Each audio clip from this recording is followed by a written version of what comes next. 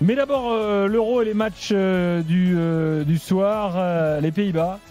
Donc, 3e de la poule de la France, quand même. Sont en demi-finale, Johan. Et ça peut être un match facile pour aujourd'hui. Très franchement, quand je me rappelle ce que tu disais au début de l'Euro, je ne les avais pas vraiment imaginé en demi-finale. Enfin, peut-être même pas eux-mêmes. Non, en tout cas, j'avais surcoté le jeu qu'ils pouvaient produire. Parce que, même encore ce soir, moi, l'équipe qui me séduit le plus, c'est la Turquie, c'est pas les Pays-Bas. Dans ce qu'elle sait faire et dans pas tout le match et une bonne partie de la deuxième mi-temps, la Turquie a été en difficulté. Ouais, mais les Pays-Bas, je trouve que... Ça m'étonne ce que tu dis, parce que dans le match de ce soir, que tu sois plus séduit par la Turquie, que tu me dises ce que veulent faire les Pays-Bas ont une intention, ils ne le font pas bien, j'entends, mais ce que font les Turcs, c'est simple. Et le problème, c'est que dans cet Euro, depuis le début de la compétition, ceux qui veulent faire du simple... réussissent mieux que ceux qui veulent faire du compliqué. Mais je ne suis même pas sûr que les Pays-Bas veuillent faire du compliqué. Ils veulent élaborer. Ils veulent, mais sauf que on n'y comprend rien et puis ils n'y arrivent pas parce que c'est pas travaillé, parce que c'est pas collectivement en place, parce qu'il y a des choix qui sont incompréhensibles encore. Les choix sont pas, voilà. Mais dans l'intention, mais après tu me diras, oui, mais ça veut rien dire l'intention. Non, mais je comprends bien sûr. L'enfer est pavé de bonnes intentions. Tu peux avoir des bonnes intentions de tout, mais en fait, d'être bien habillé alors que tu es mal habillé, tu peux tout, voilà. Bien sûr. Mais les Pays-Bas arrivent logiquement avec une proposition supérieure. Les Turcs, en fait, ils font un truc très, mais comme les Français, comme par exemple les Portugais avec leurs bons joueurs, c'est la même chose. Tu penses qu'ils peuvent élaborer quelque chose, que collectivement, mais ça n'a pas donné grand-chose. Ils marquaient pas de but, rien du tout. Les Anglais, c'est une bouillie totale. Ouais. Et c'est 2-3 individualités qui les tirent d'affaire. Cet euro est collectivement assez faible. C'est dans et individuellement aussi. Il y a très peu de joueurs qui ressortent finalement. Quand on fera le 11 des meilleurs joueurs de l'Euro, il y en a peut-être 2, 3, 4 évidents, mais le reste, il faudra aller chercher sans doute assez loin et peut-être même pas des équipes qui sont en demi-finale. C'est pas faux. Ouais. Mais en fait, c'est dans l'exécution que ça me gêne. Peut-être que le plan de départ est effectivement un peu ambitieux. Dans l'exécution, techniquement, c'est catastrophique. Oui, bien sûr. Et même dans ce qui devrait être une force, parce que, ok, peut-être que ton intention est de bien jouer, et encore, je suis même pas certain.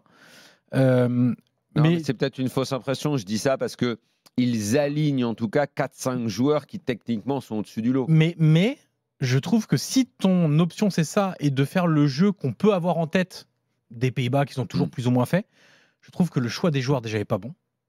Que pour avoir un jeu élaboré, il faut des joueurs qui réfléchissent beaucoup. Il faut avoir des joueurs... Ça, je suis d'accord, il faudrait oser dire qu'on a quand même énormément de joueurs aujourd'hui qui sont pas très intelligents. Ils sont très instinctifs, ils sont très dans la prise d'initiative individuelle. Je suis d'accord avec toi. Mais en fait, c'est tout l'un ou tout l'autre. En fait, j'ai l'impression qu'on n'a pas les deux. C'est soit on a des joueurs très cérébraux et qui parfois réfléchissent trop et perdent ce côté instinct où ça va être je reviens sur mon pied droit, puis sur mon pied gauche, et puis j'attends vraiment l'espace parfait pour faire la passe. Soit c'est des mecs qui accélèrent, qui font tout droit et qui veulent faire la différence de manière individuelle. Et aux Pays-Bas, c'est un peu ça. Et je trouve que on s'en sort pas de cette histoire de Memphis Depay au numéro 9, on s'en sort pas de Xavi Simons derrière l'attaquant, on s'en sort pas du côté droit où tu fais encore Bergwijn alors que tu as un Malen. Alors Malen n'était pas à 100%, peut-être qu'on aura l'explication de Koeman en conférence de presse, mais dans l'exécution c'est pas bon, dans les choix des joueurs c'est pas bon, et même défensivement, quand tu parles d'une équipe qui voudrait imposer son jeu, on le voit, les Pays-Bas ils jouent globalement les défenseurs sur la ligne médiane, mais ils ont chacun 2 charrettes. Tu peux pas jouer avec des centraux qui ont une charrette comme ça. Alors Van Dijk, il l'a pas toujours eu, mais les blessures faisant, l'âge avançant, ça s'explique. De Vrij, il a toujours eu sa charrette. Et quand tu as des défenseurs centraux comme Ake qui vont plus vite, comme Mickey Van de Ven qui vont plus vite, installez-le parce qu'ils vont plus dans la conception du jeu que tu devrais avoir. Il fait des joies de mecs. En fait, tu as des défenseurs centraux pour jouer très bas et pour protéger ta surface, alors que tu es censé jouer à la ligne médiane, ta défense centrale. Et c'est pour ça que entre l'idée, c'est pour ça que je suis même pas sûr de l'idée, moi. Est-ce que Koeman a déjà été clair dans ce qu'il voulait faire et dans ses intentions de jeu? Non, il fait pas partie. Hollandais, il fait pas partie de l'école. Lui, il est PSV au départ, non? Ouais. Lui, il est école PSV. Il est même pas de l'école Ajax. Il est même pas dans la grande tradition du jeu hollandais. Est-ce que les gars, d'ailleurs, c'est pas en regardant la fin de cet Euro et en écoutant ce que tu disais sur le type d'équipe qui réussissent dans cet Euro, il y a 3 sélectionneurs au moins sur les 4. Moi, De La Fuente, je le connais pas assez pour dire. Quelle est son école, si ce n'est un pragmatisme qui a plutôt réussi à l'Espagne, qui ne sont pas des très grands sélectionneurs en termes de jeu. Southgate, Deschamps, Koeman, qui sont pas. Alors Koeman, en plus, il y a une tradition derrière. En France, il n'y a pas forcément de tradition, mais en tout cas, on sait ce qu'est Deschamps et on sait aussi ce qu'est un euro et un tournoi. Pour moi, c'est la symbolique en ce moment d'un foot de club qui est supérieur au foot encore plus qu'avant de foot de sélection. Ça sera sans doute d'ailleurs, à mon avis, la tendance à venir, et qui est symbolisé par ces coachs qui, quoi qu'il arrive, globalement, à un ou deux détails près, gardent la même équipe. C'est-à-dire que Deschamps, on débat dans tous les sens, mais globalement, il sait ce qu'il veut. Et même si on débat pendant des heures, il met la même. Donc ce que Koeman, tu dis, c'est des gens qui font simple. Bah ouais, regarde Depay, Simmons. D'accord, c'est pas l'idéal pour nous, mais c'est lui, ses hommes. il se dit c'est ses hommes et la confiance que tu leur donnes et ce qu'ils te rendent. En gros, c'est un peu ce pari-là que font ça me ces fait coachs. penser un peu à Spalletti avec Di Lorenzo, par exemple, où il a insisté. En fait, ce qui est étonnant, c'est que quelle est la grande sélection aujourd'hui européenne? Dans la seule qui sort du lot. En tout cas, la seule qui sort du lot dans cette Euro depuis le début, c'est l'Espagne. Pour moi, la seule Italie, Pays-Bas, France, Angleterre, fait la liste, c'est fou. Non, la seule qui sort. Belgique. Mais l'Espagne, c'est de la production. C'est de la production de jeu. Non, mais il faut reconnaître que depuis le début, on est séduit par l'Espagne. Portugal. On n'est pas déçu. Qu'on a même eu une autre facette, comme disait Fred hier, qui est ce caractère, alors qu'ils se sont fait Moi, j'ai pas été déçu par l'Allemagne par rapport à ce qu'ils avaient promis. Non, mais dans le jeu. L'Allemagne et l'Espagne, à la limite. Par rapport à la vente, d'accord. Non, mais ce que je parlais. Je parle des 4 qualifiés là. Je parlais des 4 qualifiés. Les 4 qualifiés, tu as l'Espagne qui a séduit et qui continue de séduire et qui, même avec ses remplaçants hier, finalement, a renversé le match alors qu'on croyait qu'il avait fait ses changements trop tôt. Pour le reste, on a 3 sélectionneurs contestés. Alors, moi, je ne sais pas si Koeman l'est, mais il l'a été. En tout cas, il est un peu discuté, on va dire, forcément. Là, ce soir, j'attends le débrief, mais vous verrez qu'aux Pays-Bas, il y a le fond et la forme. Et la forme, elle est très, très importante. Là, la forme ce soir, ok, t'es qualifié, mais la forme de la qualif, elle est pas bonne. Mais tu vois, regarde, on a le même débat en France. On parle de la qualif. Sur la deuxième mi-temps, sur la fin de deuxième mi-temps, il y a plus de mouvement déjà. Mais pourquoi ? Parce que les Turcs, qui ont fait des efforts de dingue, ils ont fait des courses de 80 mètres pendant une mi-temps, ne peuvent plus. Alors après, tu peux dire que c'est le jeu, c'est le rapport de force. Oui, le rapport de force, bien sûr. Mais ça veut dire que contre une équipe qui te met de l'intensité, on l'avait vu contre l'Autriche, t'es pas en capacité de répondre. Et je voulais juste revenir sur, on parlait des joueurs qui avaient des entraîneurs qui avaient un peu leurs joueurs, les sélectionneurs qui ont leurs joueurs, leur tête et qui changent pas trop. Koeman, par exemple, quand il faisait rentrer Wijnaldum en phase de groupe, on se disait mais pourquoi, j'étais le premier, mais pourquoi il le fait rentrer? Pourquoi Depay encore faux numéro 9? Je me demande si la préparation très courte n'influe pas là-dedans, en se disant ces mecs-là connaissent mes mécanismes, même si ça fait 3 ou 4 ans où ils étaient plus forts et qu'ils étaient capables de les avaler encore mieux que ce qu'ils feront aujourd'hui, mais au moins ils connaissent tous les mécanismes, plutôt d'intégrer un Joshua Zirkzee qui vient d'arriver. Pourquoi je ne garde pas plutôt un Depay qui connaît tout par cœur, qui sait ce que j'attends de lui? Est-ce qu'on n'est pas un peu, déformé dans notre vision par le foot de club qu'on avale à longueur de semaine? Pas déformé, je pense que c'est une exigence qui est bonne. Oui, on a une attente différente. On a une attente. Mais déformé, ça veut pas dire que négativement. Oui, voilà. Oui, je suis d'accord. Je suis d'accord. Autrement, est-ce qu'on n'a pas, à force d'avoir l'habitude de suivre au quotidien nos clubs en Ligue des Champions avec des équipes où il y a plus de préparation, et on oublie finalement que les tournois avec les équipes nationales, même la Coupe du Monde au Qatar nous a proposé plus de jeux parce que je trouve qu'il y avait plus de dynamisme dans les équipes. Mais l'élaboration d'un jeu, c'est toujours plus compliqué en équipe nationale. Les Espagnols ont été un contre-exemple, mais parce qu'ils avaient une base solide d'un même club, une sorte d'ADN Barça pendant quelques années. Les Allemands, parce que Joachim Löw est resté très longtemps et à un moment, il a essayé de développer une structure. Mais sinon, c'est toujours un peu comme ça. Tu as raison, sur les dernières compètes, en plus, ça se vérifie. Tu fais une équipe commando, en gros, sur quelques mois et tu y arrives. Ce que je trouve terrible et pourquoi on est déformé, à mon avis, c'est une bonne chose quand même, parce que je l'ai dit tout à l'heure en introduction, le foot de club prend le pas pour plein de raisons. Les bons entraîneurs sont dans les clubs, on n'a pas les meilleurs on n'a pas les meilleurs sélectionneurs du monde. Et je vais donner un exemple. Non, mais je suis d'accord. Ouais, plus ou moins. Bon. On a eu des passages avec des. Regarde, même les Espagnols, quand ils sont très forts, en fait, ils se servent du club, mais tu tapes Del Bosque, il était gentil, papy, mais ça n'a pas été en club. Non, c'est vrai. Tu vois, le maire, Del Bosque, Roger Le Maire, champion d'Europe. Les Italiens, pendant des années, quand ils avaient les gars de la Fédé, ils avaient des gars de fédération pendant des années. Après, et même quand ils ont eu Saki, c'était pour qu'il fasse l'inverse de ce qu'il avait fait tout le temps en club. Souvent, tu as eu des mecs un petit peu comme ça. Je prends un exemple cet après-midi qui m'a frappé. Pourtant, il était lui aussi contesté. Polo en a beaucoup parlé, mais malgré tout, moi j'ai bien aimé ce qu'a fait Murat Yakin depuis le début de l'Euro. Et le protagoniste dans le match de cet après-midi, celui qui sort des joueurs à la 63e, qui renverse, t'as l'impression qu'il tue le match de Southgate, qui est comme ça collé sur son banc, qui ne sort ses 3 joueurs que quand il y a 0-1, c'est Yakin. Et il est puni à la fin quand même. Il est puni parce qu'il a perdu. En tout tout cas, il a été éliminé. Donc, moi, j'ai envie de dire, j'avais envie de voir Yakin gagner, même s'il est contesté parce que je trouvais qu'il s'était bien débrouillé. Il est puni pourquoi il est puni parce que tu as différences individuelles. Parce que tu as des joueurs de classe dans cette équipe et que tu en as un qui met une belle frappe enroulée. Et après, ça va au péno. Si, globalement, sans l'action de Saka, il passe jamais l'Angleterre. Non, mais ce que je veux dire, c'est que sur les quelques minutes qui suivent les 3 changements, il se trouve que les Suisses qui ont été hauts longtemps sont très bas pendant 3-4 minutes avant la frappe de Saka. Parce qu'en face, tu as des bons joueurs. C'est pas psychologique. Oui, bien sûr. Non, mais ce que je veux dire, c'était assez symbolique, c'est peut-être le hasard, mais que ce coach-là qui, à la 60e, moi qui reproche les changements trop tardifs de Deschamps, lui il a dit j'ai une idée, bam, je sors. Non, l'autre il attendait, à 0-0 il se disait Saka va peut-être m'en sortir une, il y a 0-1, là je fais 3 changements parce que là il faut que je mette quelque chose. Bon, mais voilà. il y a aussi une chose sur l'identité en sélection, je pense que ça vient aussi de la fédération. Enfin, c'est peut-être une piste dans le sens où la compétition c'est tous les 4 ans. Ou 2 et 4. Ouais, c'est pas tous les ans comme en club où tu as en plus 3 ou 4 grosses compétitions où tu te dis en club on peut construire sur 2 ans. Là c'est difficile parce que les fédérations elles ont aussi la pression. Pour les présidents c'est impensable de passer à côté d'une grosse compétition. Donc finalement ce qu'a fait Roberto Mancini à l'Italie, pourquoi il a réussi? Parce qu'ils sont passés outre la Coupe du Monde 2018, qu'ils n'ont pas réussi à se qualifier et que derrière il y avait 0 attente. On lui a dit prends le temps qu'il faut. Prends le temps qu'il faut. Et on l'a vu, il a amené petit à petit des retouches. C'est rare. Mancini, il avait essayé 80 joueurs en sélection. 80 joueurs en sélection en 4 ans. Donc il a pris le temps d'essayer. Et là, Spalletti, il est arrivé, on lui a dit mon grand, l'urgence du résultat, c'est 1, tu te qualifies, et 2, faut pas qu'on soit ridicule.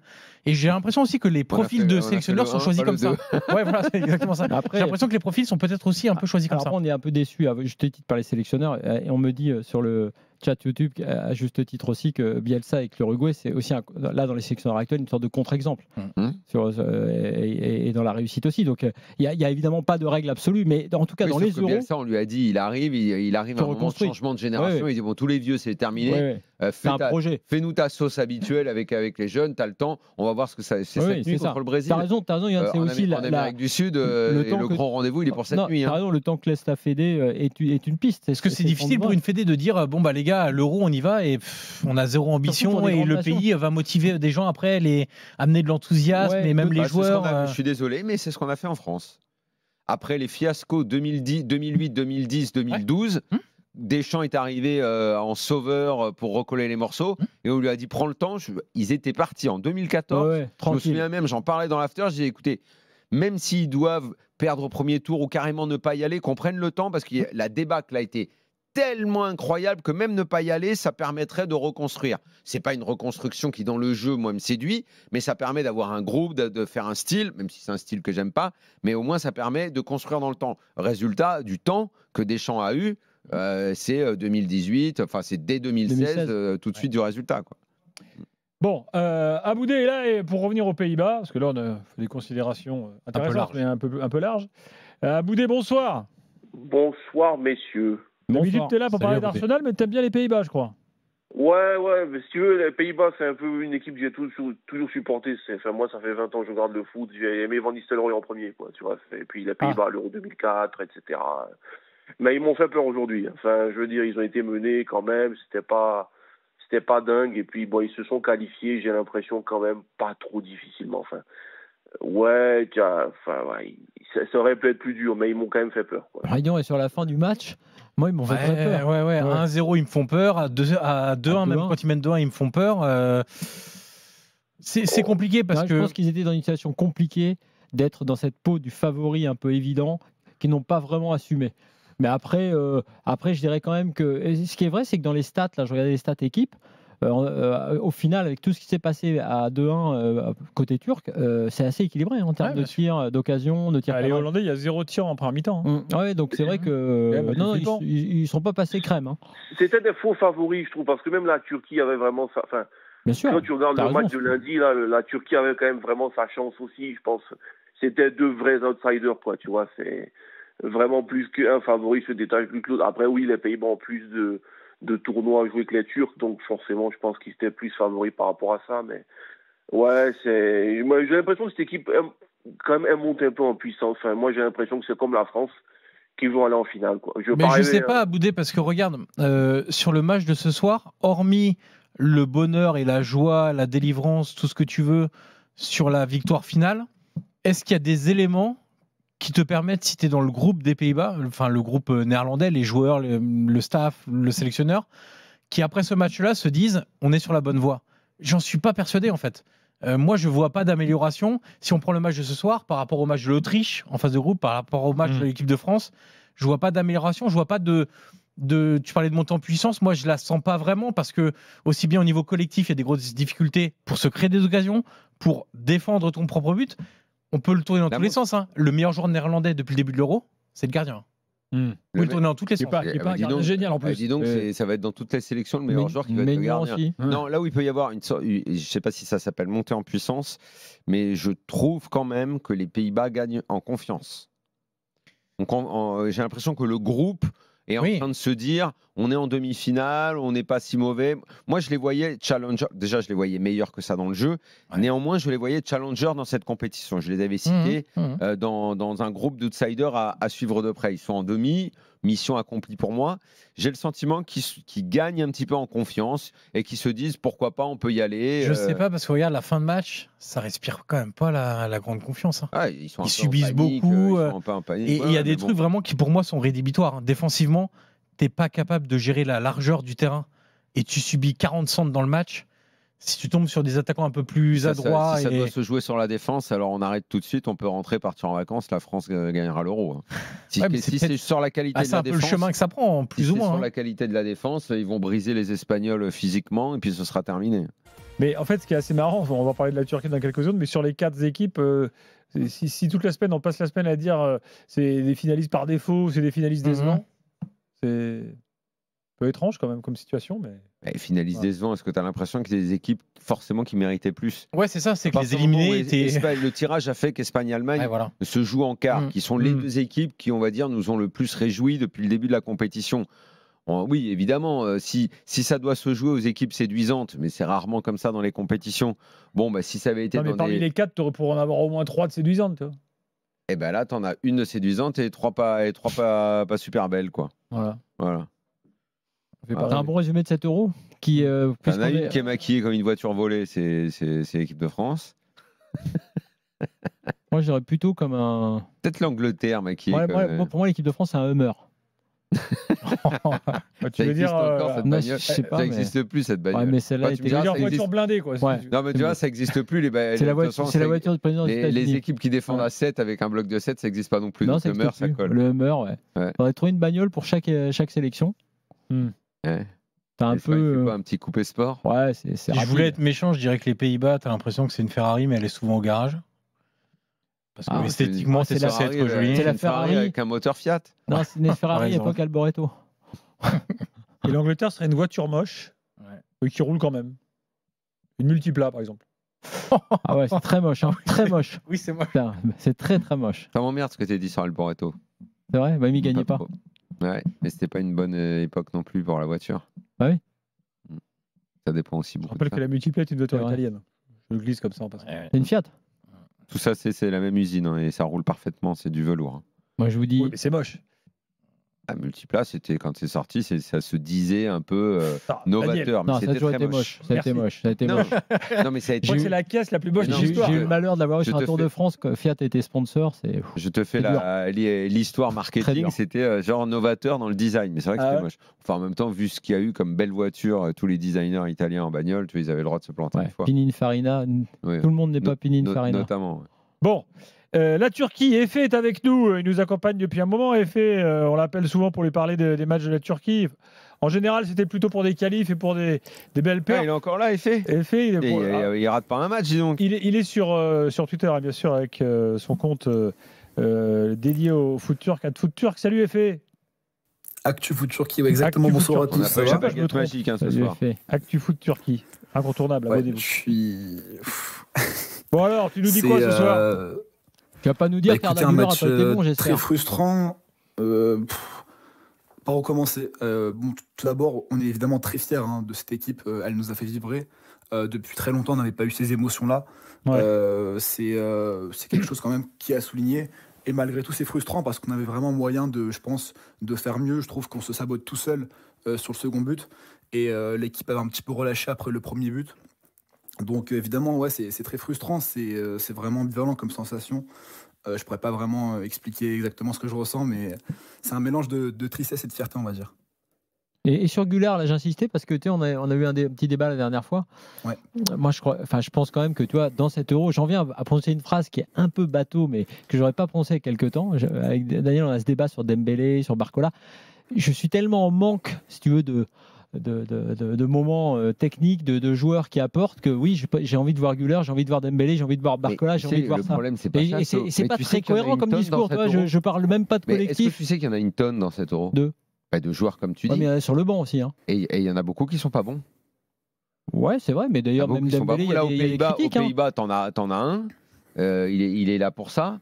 Même t'as Daniel Malen, à chaque fois qu'il rentre, il est bon. Et c'est Voilà. pour ça que ce soir, je comprends pas. En Angleterre, tu es censé en avoir Plusieurs. 3 ou 4. Non, mais même Bellingham, on même voit pas. Il n'est pas toujours là, mais tu vois, ce que je veux te dire, c'est que tu as envie de les avoir et de les voir. Mais tu Et les Arda as, sauf Güler- que souvent, ils n'ont pas été bons. Que Arda Güler soit là au sein de cette équipe, qu'on le voit avec cette qualité-là. Moi, j'ai envie de ça. Parce que là, dans ce On a foot tous envie de ça. un peu gris, hein, tu vois, cet Euro. Il fait partie des gars qui tombent plus pendant l'Euro. Ouais, exactement. Parce que Arda Güler, on l'annonce. Il joue peu dans son club. Donc, Ouais, déjà. Et c'est un gars, attends, pour la Turquie, c'est quand même.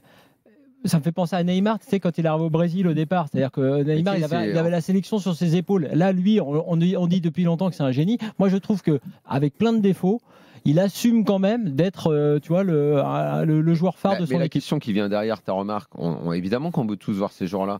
Mais encore une fois, je te dis, il y en a partout et dans toutes les équipes, sauf que tu en as 80% qui sont mauvais. Et la question qui se pose, c'est pourquoi ils sont mauvais.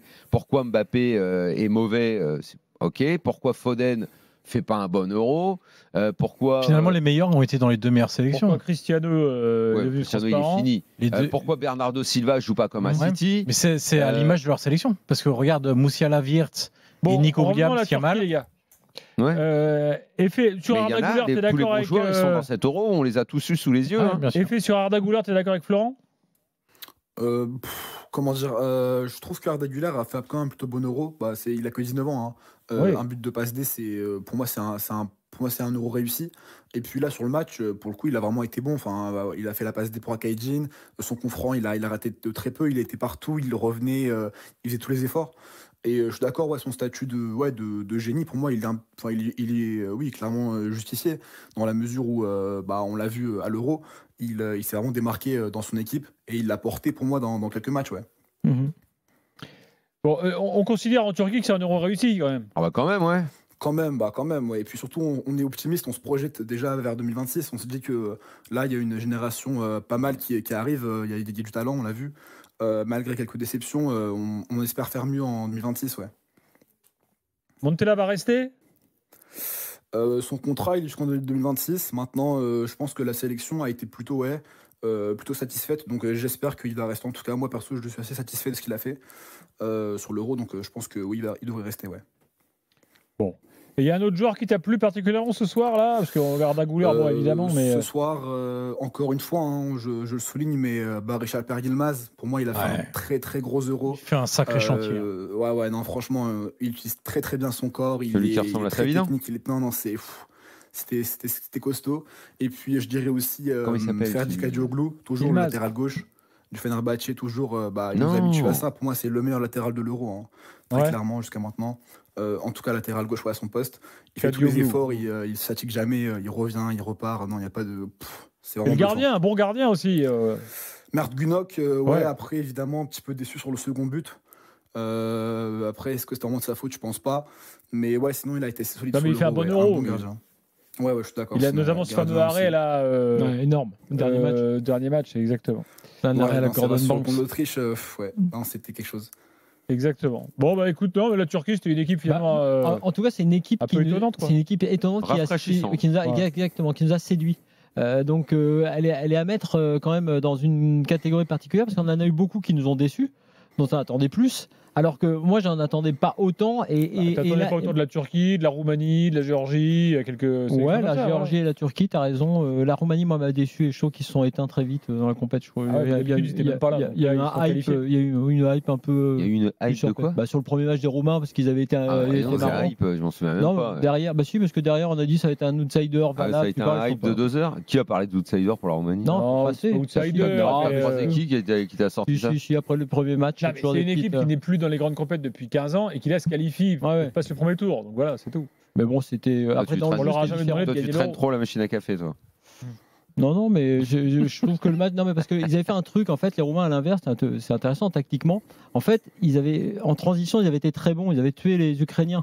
Mais après, derrière, ils ont tellement attendu qu'on leur laisse des transitions qu'ils n'ont plus rien fait du match. Alors qu'ils ont, à mon avis, ils ont aussi quelques bons joueurs, Là, ça toi, fait les Roumains. partie, tu sais, dans les compétitions, tu as les équipes des premiers jours, des 3-4 Ouais. premiers jours. Tu Ouais. arrives tout frais dans la compétition, Ouais, c'est ça. et là, ça démarre. Ah, t'es bien à l'aise dans ton canapé, t'es pas encore complètement enfoncé, Ouais, tu sais pas puis- encore quelle est la meilleure Puis comme place tu as chez une toi. histoire en pour voir plus les dans les matchs. pays, ça leur rappelle tout de suite Voilà. une Et dans les épopée. 3-4 premiers matchs, tu as toujours une équipe qui ah mon Dieu, le coup de frais. Tu sais, c'est le coca frais exactement que d'aller ça, chercher au frigo là.